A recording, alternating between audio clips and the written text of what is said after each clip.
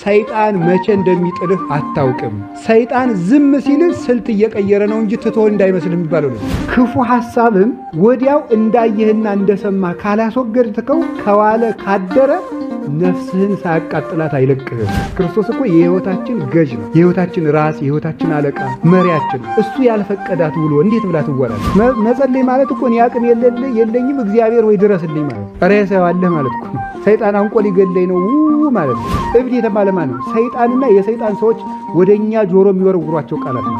አባቶች እጅ አይሰሩም። ይሉታ የማን አባቱ ነው ብለው አውቀው ያስፈራራሉ። ይሄን የሚያደርጉበት ምክንያት ተጭኖ የመጣውን ሰይጣን ለማስደንገጥ በእኛ ምክንያት መከራ የሚመጣው ሁሉን ለየው ሁሉን ልስማው በማለታችን ምክንያት ክርስቶስ ሰው ከሆነበት ጊዜ ጀምሮ ክርስቶስ እስከሚመጣ ቀን ድረስ ያለችው ቀን የሰው ኃጢአት የሚሰወርበት ጊዜ። ትዳር ይዞ ኖሮ ሲያረጅ ገዳም የገባው መነኩሴ አባ ዝሙት እየተቃወመ ብሎ ጀማሪ ቢጠይቅ አንተ ምኑ ማፈሪያ የሥላሴ ያለን ትልልቅ አባቶችን የሚፈትናቸው አጋንንት ናቸው። ሲፈትናቸው ክርስቶስ ዝም የሚለው ለተፈተኑት እንዲያዘው።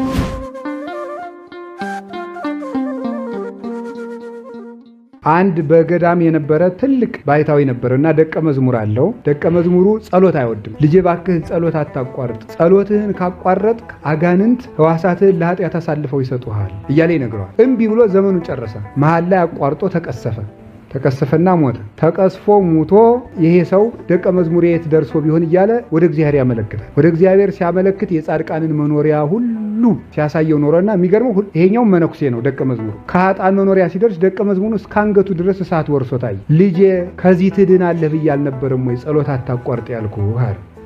ምን ብሎ እንደመለስ ታውቃላችሁ? አባቴ በእኔ ይደንቃል፣ እኔ የቆምኩት ከጳጳሱ ላይ ነው ብሎ ተናገረ። ካልጸለዩ ጳጳስነት እንኳን አያድንም ማለት ነው። ካልጸለዩ ካልተጉበት የለም። ልብስ ስፌት ቤት አሁን ስትሄዱ የመነኮሳትና የጳጳሳት ልብስ የሚሰፋባቸው ቦታዎች አሉ። ቆባቸውን ገጭ አድርገው አሻንጉሊቶቹ ማለት ነው ካባ አድርገው እንደዚህ አድርገው ምናምን ስታዩ እንደው ብር የሌላችሁ ሁሉ አሰፉ ነው የሚሏችሁ መነኩሴ መስሎ ምናምን። አሁንማ እንደው መስቀል ሁሉ እያደረጉባቸው ነው። ገብቷችሁ አላለ? የተረፈውን እናንተ አመስጥሩት። የልብስ ጽድቅ የለም ብዬ ነው። አሻንጉሊቱ አሁን እያበጠረው አይደለም። እውነቴን ነው እያበጠረው ነው። አሁን አሻንጉሊት ማለት ነው። ካልጸለየ አንድ ሰው አሻንጉሊት ነው። በቃ ነፍስ የለው እንዴ። የነፍስ አለቃዋ እኮ እግዚአብሔር ነው። አለቃዋን እግዚአብሔር መላኬ ሕይወት ነው እኮ ነው የምንለው። ክርስቶስ እኮ የሕይወታችን ገዥ ነው። የሕይወታችን ራስ፣ የሕይወታችን አለቃ፣ መሪያችን ነው። እሱ ያልፈቀዳት ውሎ እንዴት ብላ ትወላለች? እሱን ሳናስፈቅድ እንዴት ያለ ሌሊት ይታደራል? ስለዚህ እግዚአብሔርን አስፈቅደን መኖር አለብን። የሰው ጎዳናው ከእግዚአብሔር ከተነሳ ይቀናለታል ብሏል ቅዱስ ዳዊት። በጸሎት ከእግዚአብሔር ተነስተህ ከሄድክ ይከናወንልሃል። ከራስህ ተነስተህ ከሄድክ በራስህ ትጠፋለህ። ስለዚህ ከእግዚአብሔር የተጀመረ ነገር ከእግዚአብሔር ያደርሳል። ጸሎት ልብን ይጠብቃል። አሁን እግዚአብሔር ካስቻለን እግዚአብሔር ቢረዳን ጸሎት ላለማቋረጥ ለራሳችን ቃል ብንገባ ጥሩ። እንደው ነገ ሰኞ ነው መቼስ ሰኞ የሁሉ ነገር መጀመሪያ ሰኞ ጀምረን ቢሆን ነገ እንደው ውሃው ቢሰበሰብ ጥሩ። ውሃው ተሰብስቦ ነገ ጸሎታችን ላለማቋረጥ እስቲ እንትጋ። አቅም ያለው ሰው ሽፍታ ቢጠልበት ሽፍታው ጋር ጉሮሮ ለጉሮሮ ይገጥማል። አቅም የሌለው ሰው ምን ያደርጋል? ሽፍታ ቢይዘው ይጮሃል በሉ እንጂ እና አቅም ከሌለህ ጩህ ነው። መጸለይ ማለት እኮ እኔ አቅም የለኝም እግዚአብሔር ወይ ድረስልኝ ማለት ነው። ሬሳ ያለህ ማለት እኮ ነው። ሰይጣን አንቆ ሊገለኝ ነው ማለት ነው። ጸሎት ማለት እኮ ጩኸት እኮ ነው። ወደ አንተ ጩሄ የለመንኩትን ለቤቱ ልመናዬን ስማኝ። ጩኸት ያለው ዳዊት ጸሎቱን ለዚህ ነው። አቅም የለኝም አለመጸለይ ትዕቢት ነው። እኔ ለራሴ በቃሁት ነቃሁት ማለት ራሴን አሳድረዋለሁ እግዚአብሔር ሆይ አታስፈልገኝም እንደማለት። መጮህ ደግሞ እኔ አቅም የለኝም እግዚአብሔር ሆይ አንተ መክትልኝ ነው። ለሚሰድቡኝ ለሚገዳደሩኝ ሰዎች እኔ መመለስ አይቻለኝምና አንተ መልስላቸው ነው። እግዚአብሔር እንዲመልስላቸው እኛ ወደ እግዚአብሔር እንጮሃለን። ይሄን ያደረገ ሰው እግዚአብሔር በጸሎት ይጠብቀዋል። ጸሎት ልብን ይጠብቃል። ልባችን የሚጠብቅልን በርን መዝጋት ነው። በርን መዝጋት ማለት ምን ማለት? ሕዝቤ ሆይ ወደ ቤትህ ምን በል ይላል? ቤት ያለው አሁንም ልብ ነው። ደጅህንም ዝጋ ይላል። ወደ ቤት ግባ።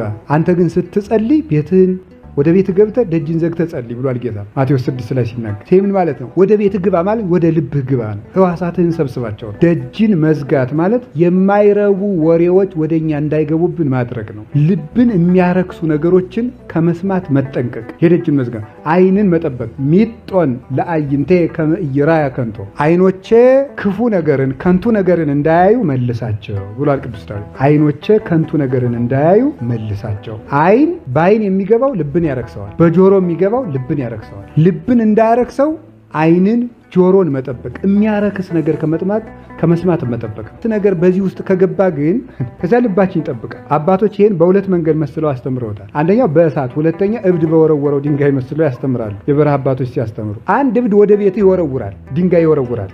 ወደ ቤትህ በበሩ ድንጋይ እየወረወረ ድንጋዩ ይከመድ። ዝም ብለህ ብታየው ምን ይሆናል ይላል። በውጭ ቆመ ዝም ብለህ አንድ ቀን ሲወረውርበት ዋለ፣ ሁለተኛ ቀን ሲወረውርበት ዋለ፣ ሶስተኛ ቀን ሲወረውርበት ዋለ፣ አራተኛ ቀን ሲወረውርበት ዋለ። አንድ ቀን ወረወረበትና ግማሹን ሞላው፣ በግማሹ ገብተተኛ። ሁለተኛ ቀን ወረወረበት፣ ጥቂት ጠባብ አግኝተተኛ። ሶስተኛ ቀን ወረወረበት፣ ሞላ። መጨረሻ ላይ እብዱ ከቤትህ ምን ያደርጋል? ያስወጣሃል። በሉ እንጂ ያስወጣ። እብድ የተባለ ማን ነው? ሰይጣንና የሰይጣን ሰዎች ወደኛ ጆሮ የሚወረውሯቸው ቃላት ናቸው።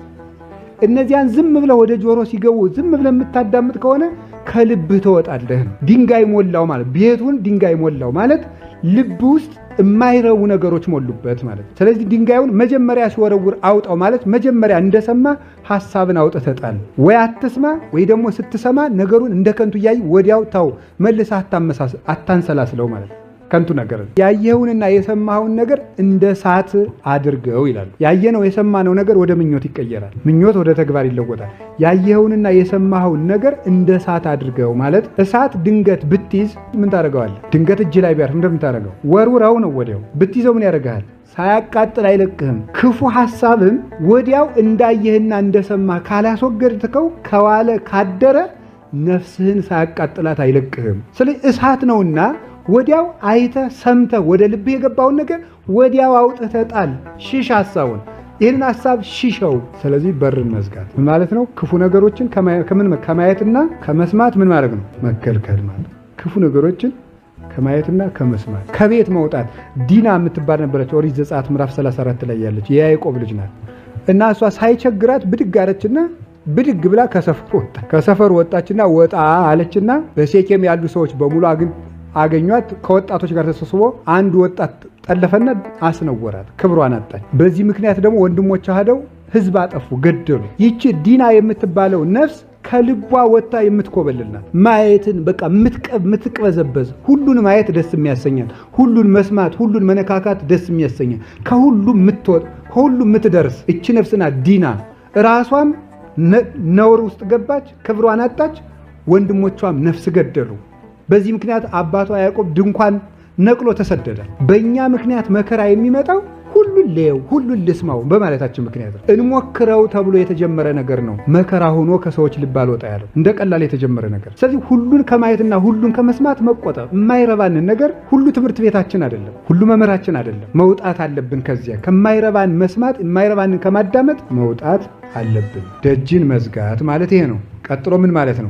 መትጋት ነው። ይሄ ትጋት የሚባለው በስነ መለኮት ትምህርት ምን ይባላል? ዋችፉልነስ ይባላል። ዋችፉልነስ ማለት ንቁነት ማለት ነው። መትጋት ማለት ይሄ ነው ትርጉሙ። መትጋት ማለት መንቃት ማለት ወይም አቴንቲቭነስ ማለት ነው። በንቃት ነቅቶ መከታተል፣ እያንዳንዷን ነገር መከታተል። ለምሳሌ አንድ ሰው ዝሙት ይቃወመዋል። ዝሙት ሲቃወመው እኔ እንግዲህ ከሴት እንኳን ልደርስ አላይም ይበል። ሰይጣን ለዚህ ሰው የሚያቀርብለትን ነገር እንዴት እንደሆነ እንገራችሁ። ወር 2 ወር ከኃጢአቱ ከራቀ ምን አይነት ነገር ያቀርብለታል? መንደር ሲሄድ አንዲት ሴት ትክብያ ላይም ብሎ ድንገት ሲደርስ አንዲት ሴት ጥጥ እየፈተለች እግሯን ገልጣ ያገኛታል። ያንን እንግዲህ በሌላ ሰዓት እኮ መሄድ ይችል ነበር። ሰይጣን በዚያ ሰዓት እንዲደርስ የሚያደርገው አንተ ካላየ እኔ የምታየውን አዘጋጃለሁ ማለት ነው። በዚያ ምክንያት ወደ ቀደመ ምኞቱና ወደ ቀደመ ኃጢአቱ ይመለሳል። ያን ጊዜ አቴንቲቭ ሁነህ አንተ ንቁ ሁነህ ሰይጣን ዛሬ ያዘጋጀልኝ ወጥመድ አለ ብለህ ተዘጋጅ ነው። ያን መከታተል ነው። እንቅልፍ የሚቃወመ ሰው አለ። ሌሊት ተነስቶ ለመጸለይ 7 ሰዓት እየተነሳ መጸለይ ካስለመደ ሰይጣን ያችን ሰዓት ማሳለፍ ከፈቀደ እንግዳ መጥቶ ያመሻል።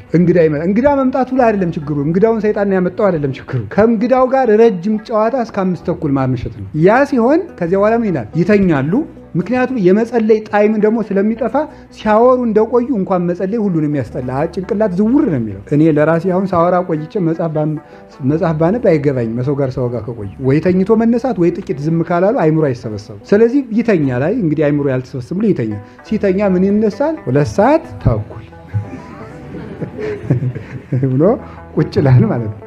ይሄ ምን ማለት? ስለዚህ ማታ ስናመሽ ምን ማለት ነው? በንቃት መከታተል። እሱን መከታተል ይባላል ንቁነት ወይም ትጋት። ትጋት ማለት እሱ ነው። እያንዳንዷን ነገር በንቃት መከታተል። ሰይጣን ወይ ወደ ነበርንበት ኃጢአት ለመመለስ ወይም የያዝነውን ጥሩ ጎዳና ለማቋረጥ የሚደረድራቸውን ትንንሽ እንቅፋቶች ሳይቀር በትኩረት መከታተል ማለት። ለምሳሌ አንድ ነገር ልንገራችሁ። ዮሴፍ ሎሌነት ከገባበት ቤት የንጉሱ ሚስት ና አብረን እንተኛ ብላ ጠይቀዋለች። አይሆንም ብሏታል። በሌላ ቀን ምንድን ነው ያደረገ? ምቹ ሰዓት አመቻቸና ባልየውም ሳይኖር ከዛ ደግሞ ሰው ሁሉ ወደ ስራ በተሰማራበት ጸጥ ባለ ሰዓት ዮሴፍ ደግሞ ወደ ቤተ መዛግብት ገብቶ ደግሞ ዕቃ በሚያናፍስበት ሰዓት ምቹ ጊዜ ጠበቀና ሄደችና አንተ ባሪያ ዛሬ አለቅህም ብላ ያዘች። ምቹ ሰዓት። እሱ ግን ያችን ሁሉ ያስተውላት ነበር። ነቅቶ ይከታተላት ስለነበረ ልቡን ይጠብቀው ነበረ። ልብን የሚጠብቀው ቅድም የመጀመሪያው ምንድነው ነው ያለው? እግዚአብሔርን መፍራት። ምንድነው ያለ? በእግዚአብሔር ፊት ይሄን ነገር ላደርግ አልችልም ማለት። እግዚአብሔርን መፍራት ማለት እግዚአብሔርን ሁሉ ጊዜ ማለት ልቡ ስለጠበቀ ህዋሳቱ አልተነቃነቀበትም፣ አልተነዋወጽም። ዝሙት እኮ ቀላል ኃጢአት አይደለም። ከግር እስከ ራስ ያለውን አካል ሁሉ የሚያፈራርስ ህይወትን የሚለውቅ አይምሮን እንደ አረጋዊ መንፈሳዊ ድርሳን 8 ላይ ታንቄ ልሙት የሚያሰኝበት ጊዜ አለ ይላል። ይሄንን ኃጢአት የተሻገረው ልቡን ስለጠበቀ ነው። ስለዚህ በንቃት መከታተል ብቻን ሲሆን፣ ለምሳሌ ልንገራችሁ። አንድ ወንድና አንድ ሴት የሆነ የሚወያዩት የግል ስብሰባ ይኖራቸዋል። የግል ስብሰባ ሲኖር ማታ 11 ሰዓት ላይ እንወያይ ሲባል ሰውየው ስብሰባ ኑሮት እስከ ምሽት 1 ሰዓት ቆይቶ ይወጣና የሥራ ባልደረቦች ከሆኑ እየመጣው ነበር እንዴት ላድርግ መሸው ደግሞ አምሽቼ ወጣው ሲላ አይ መቼስ ነገር ሪፖርት አቅርቡ ተብለን አንጂ እንወያይ ይባላል። ውይይቱ እስከ 4 ሰዓት ይቀጥላል። እስከ 4 ሰዓት ሲቀጥል ምን ይደረጋል? መቼስ እህት አይደለ ወደር እንጂ እሺ ወንድምሽ አይደለ ይልና ያትራል ማለት። ሰይጣን ይሄንን ያስታውሰን። መጀመሪያ ከየት ጀምሮ መከታተል ነው?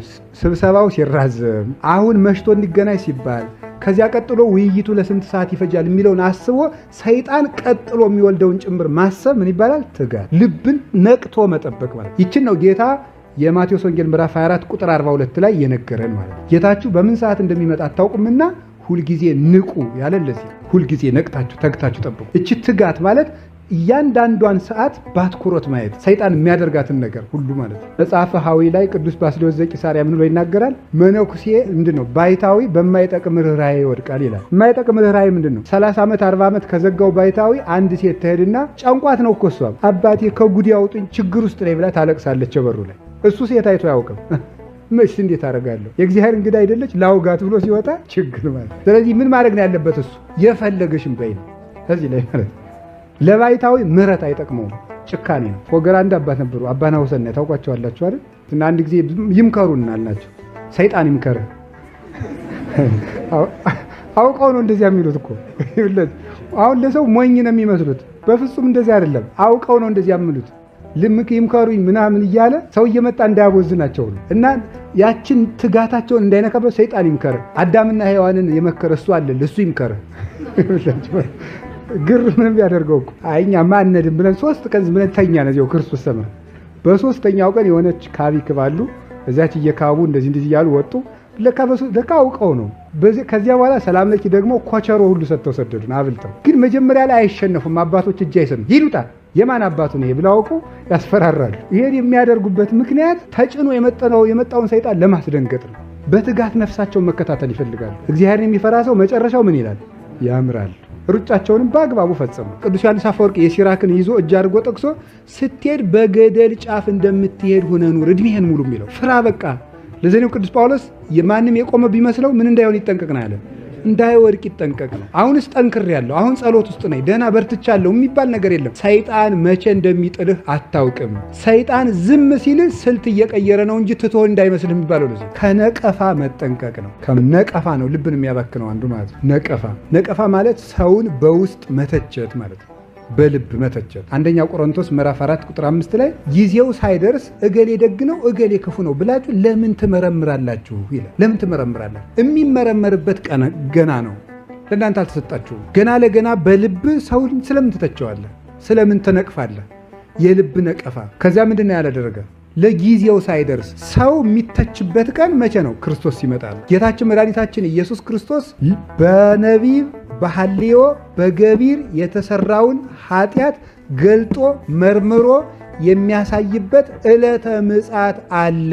ከዚያ ቀን አስቀድመ አንተ የሰውን ኃጢአት ለምን ታጋልጣለህ ነው። ክርስቶስ ሰው ከሆነበት ጊዜ ጀምሮ ክርስቶስ እስከሚመጣ ቀን ድረስ ያለችው ቀን የሰው ኃጢአት የሚሰወርበት ጊዜ ነው። የሆሳዕና ዕለት ጌታ በአህያ ተጭኖ የሄደበት ምክንያት ይሄ ነው። አህያ ማን ነው? እኛ ነን አይደል እንዴ? አህያ እኛ አይደለንም? አህያ የተናቀች እንስሳ አይደለች የማትበላ ማለት። ታዲያ ምንድነው አህያ እኛ ከሆነ ምን ማለት ነው? የኛን ውርደታችንን እሰውርላችኋለሁ ነው። የምሰውር ነው። ከባት ያበሳ ነኝ፣ ኃጢአትን የምሰውር አምላክ ነኝ።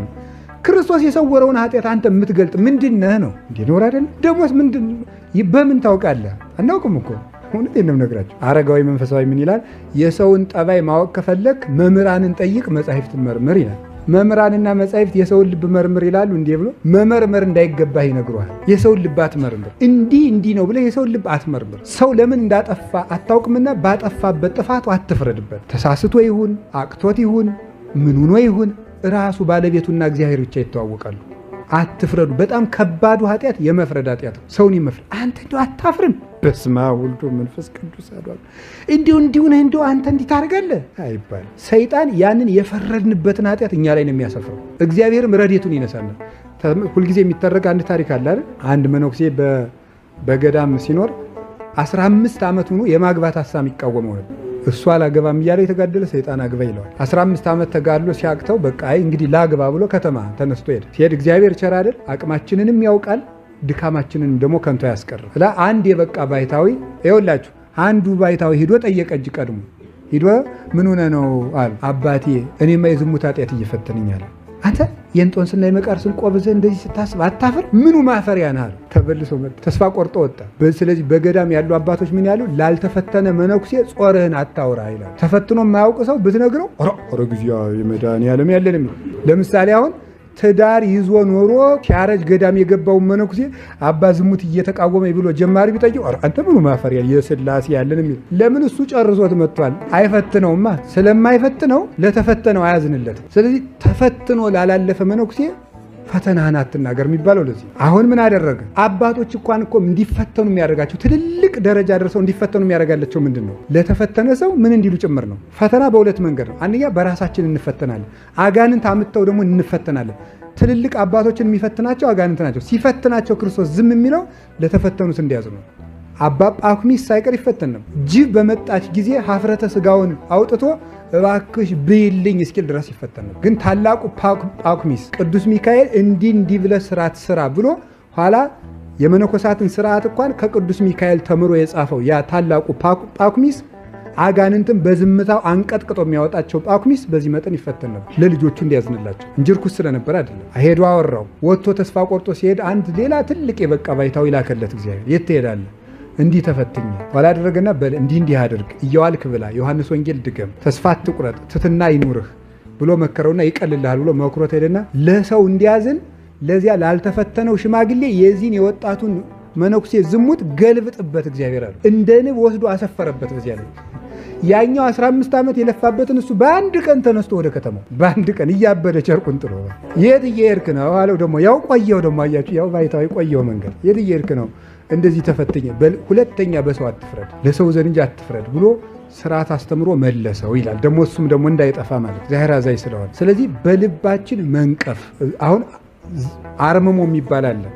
አባቶች እናቶች የሚይዙት አርምሞ ማለት ዝምታ ነው። በጣም ብዙ አይነት አርምሞ አለ። ክፍት አርምሞ አለ፣ ዝግ አርምሞ አለ። ሌላ ጊዜ ትማሩታላችሁ፣ ወይም ለመነኮሳት ጋር እናወጋዋለን። ዝግ አርምሞ የሚባለው ምንም ነገር እባብ እንኳን ወይም ጊንጥ ከቤቱ ብትመጣ ምንም ነገር የማይተነፍስ ባይታዊ ከልብ ጸሎት ደረጃ ያለው እሱ ማለት ነው። እነሱ የሚይዙት አርምሞ ትክክለኛው የመጨረሻው አርምሞ ነው። በልብህ እየነቀፍክ ግን አርምሞ ብትይ የለህም ይላል። በልብህ እየነቀፍክ አፍህ ዝም ብሎ ልብህ እያወራ ከሆነ አርምሞ የለህም ብሎ ይነገራል።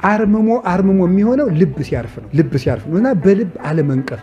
ሌላው ቀርቶ ፊልክስዩስ እንደምናገረው እንኳን ለግሉ ለገዳሙ ስርዓት ብሎ እንኳን በልቡ የሚነቅፍ መነኩሴ አርምሞ ይፈርሳል። አይ ተሰብስበው እነዚህ አውደልዳይ ገብቶ ገዳሙን አበላሸው ብሎ እንኳን በልቡ ቢነቅፍ ለስርዓት እንኳን በልቡ ተቆርቁሮ በልቡ ከነቀፈ አርምሞ ይፈርሳል። ስለዚህ ልብን በልብ ነቀፋን ማስቀመጥ፣ በልብ መተቸት፣ ሰዎችን በልብ ማነወር ወይ ገልጦ መንገር ነው። ይሄ ከፍቶብሃል። የፈለገ ትልቅ ሰው ይሆን አባቴ ይሄ ከፍቶብዎታል፣ እናቴ ይሄ ከፍቶብዎታል ብሎ መንገር ነው እንጂ በልብ መንቀፍ የምንሰራውን ስራ ሁሉ የተቀመመውን ሽቱ የሞቱ ዝንቦች ምን ይሉታል ነው የሚለው ሰሎሞን፣ ያበላሹታል፣ ያገሙታል። ጥቂት ዝንቦች አንድ ጋን ሽቱ ቢሆን 10 ዝንብ ከሞተበት ይበላሻል። ነቃፊ መሆን የሰይጣን ነው። ስለዚህ በልባችሁ አትንቀፉ።